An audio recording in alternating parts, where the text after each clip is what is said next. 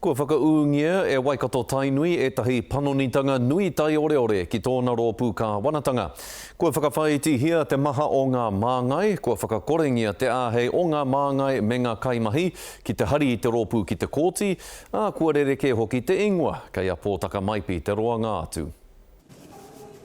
But from today I have concluded and declared that the Parliament shall be renamed and shall be called Te Whakakitenga o Waikato.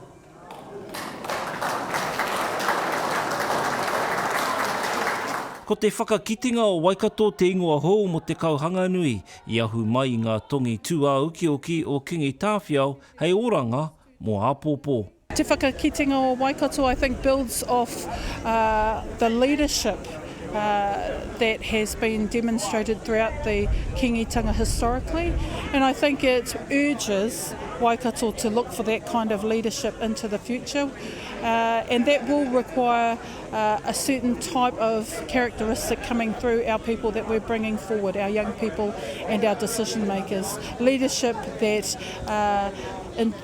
is confident and skilled and adept, but also has integrity, and leadership that is deeply rooted in what the kingitanga is all about, and able to transition us from yesterday to tomorrow.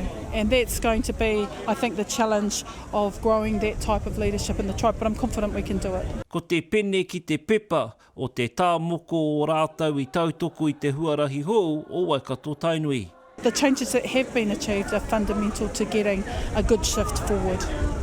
Ara noa ngā whakarereke ki ngā ture whakahaere, ara te nama o ngā mema me te uru o te kaupapa hohou te rongo, hei whakakapi te haere o te iwi ki te kōti.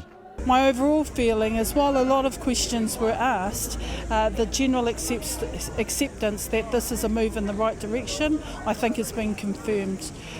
Te Kauhanganui voted overwhelmingly in favour of the changes. E rua te kautau ki muri I haina te raupatu, mā tēnei huarahi hou ka taia te whakakotahi I te iwi, me te whakatutuki I ngā moe a o rātau I pakanga mo te whenua me te raupatu.